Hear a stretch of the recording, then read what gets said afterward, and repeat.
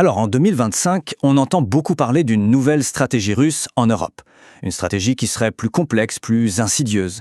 Mais qu'est-ce que ça veut dire concrètement? C'est ce qu'on va décortiquer ensemble. La vraie question c'est, qu'est-ce qui a changé au juste? Parce que, attention, on ne parle pas ici d'une menace de guerre classique, imminente. Non, c'est quelque chose de beaucoup plus subtil, qui se passe en fait déjà sous nos yeux. Pour y voir plus clair, on va suivre un plan en 4 temps. D'abord, on va définir cette fameuse guerre de l'ombre. Ensuite, on décryptera le signal nucléaire que Moscou envoie. Puis on verra comment la carte de l'énergie a été totalement rebattue. Et pour finir, on regardera les implications concrètes pour l'Europe. Allez, on commence. Cette nouvelle stratégie, on l'appelle souvent guerre de l'ombre ou guerre hybride. Mais qu'est-ce qui se cache vraiment derrière ces mots? En fait, c'est assez simple à comprendre. Imaginez des actions hostiles, mais qui sont toujours calibrées pour rester juste en dessous du seuil qui déclencherait une riposte militaire en bonne et due forme. C'est ça, la guerre hybride. Un genre de cocktail d'opérations clandestines, de pression économique, de désinformation, de cyberattaque, le tout mélangé. Et attention, ce n'est pas de la théorie, loin de là. Une analyse du CS6 le montre très clairement. Le nombre d'opérations de sabotage liées à la Russie en Europe a quasiment triplé entre 2023 et 2024. Triplé! On parle vraiment d'une accélération fulgurante. Ce qui est vraiment marquant, c'est la panoplie d'outils utilisés. Ça va du sabotage physique assez classique, comme des incendies dans des entrepôts ou des usines de défense, à des choses beaucoup plus high-tech, on va dire. Par exemple, l'utilisation de navires commerciaux pour sectionner des câbles de données sous-marins avec leurs ancres. Ou encore, le brouillage massif des signaux GPS qui perturbent l'aviation civile dans toute l'Europe de l'Est.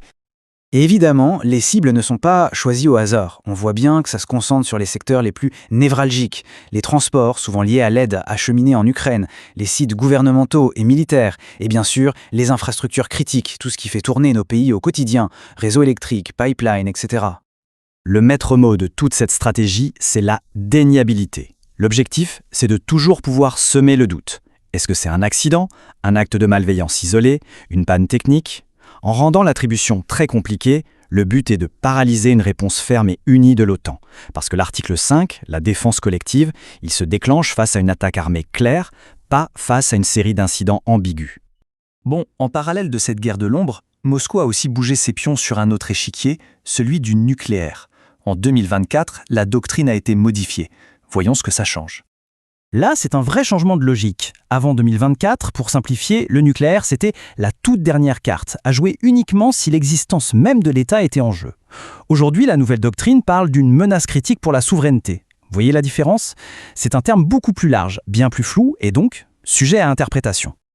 Alors, concrètement, qu'est-ce que ça veut dire? Eh bien, ça signifie qu'une attaque à grande échelle, même avec des armes classiques comme des drones qui frapperaient le territoire russe, pourrait désormais, en théorie, cocher les cases pour une riposte nucléaire. C'est quand même un abaissement significatif du seuil. Mais, et c'est un mais très important, il faut bien comprendre une chose. C'est un changement de doctrine, de politique en affiché, pas un changement de capacité physique. L'arsenal n'a pas changé. La plupart des analystes s'accordent à dire que c'est avant tout un message, un outil de dissuasion.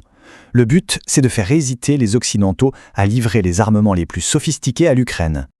On passe au troisième pilier de cette stratégie, l'énergie. Et là aussi, les lignes ont complètement bougé ces dernières années. C'est un changement de fond. Voilà le fait majeur, le véritable tournant géopolitique, le transit de gaz russe par les pipelines qui traversent l'Ukraine vers l'Europe, ce flux qui a modelé la sécurité énergétique du continent pendant décennies, eh bien, c'est terminé. La page est tournée. On voit très bien ce qui s'est passé. Le gaz par gazoduc via l'Ukraine a quasiment disparu des radars. Mais en même temps, les importations de gaz naturel liquéfié, le fameux GNL, ont-elles augmenté dans certains ports européens. Donc la dépendance n'a pas totalement disparu pour tout le monde, elle a juste changé de forme. Et ça, stratégiquement, ça change tout. D'un côté, la Russie a perdu son principal levier de pression sur l'Europe, la fameuse menace de fermer le robinet de gaz. C'est un outil en moins pour elle. Et de l'autre, ça la force à accélérer son grand pivot vers l'Asie et surtout vers la Chine pour trouver de nouveaux clients pour son énergie. Bon alors, si on met tout ça bout à bout, guerre de l'ombre, nouvelle doctrine nucléaire, carte énergétique redessinée, concrètement ça implique quoi pour l'Europe là, en 2025 et pour les années qui viennent? On peut résumer la nouvelle donne en 3 points. Premier point, plutôt positif, l'Europe est beaucoup moins vulnérable au chantage énergétique russe. Deuxième point, le revers de la médaille, le risque lié aux menaces hybrides a, lui, considérablement augmenté. C'est logique, un outil de pression en moins, un autre est renforcé. Et donc troisième point, la nouvelle grande priorité, c'est la résilience. Cette phrase de Kaja Kallas, la chef de la diplomatie européenne, résume parfaitement le défi. Notre espace d'information est devenu un champ de bataille géopolitique. La guerre de l'info, ce n'est plus un truc de film, c'est une réalité de tous les jours, qui vise à fragiliser la confiance dans nos institutions. Et c'est peut-être là que se joue l'essentiel. Et tout ça nous amène à une question de fond. À l'ère de ces guerres de l'ombre, si la dissuasion militaire classique ne suffit plus, est-ce que la nouvelle forme de dissuasion, ce n'est pas justement la résilience de nos sociétés, notre capacité à rester soudés, informés et critiques face à des menaces qui sont à la fois permanentes et invisibles? C'est sans doute l'un des plus grands défis pour les années à venir.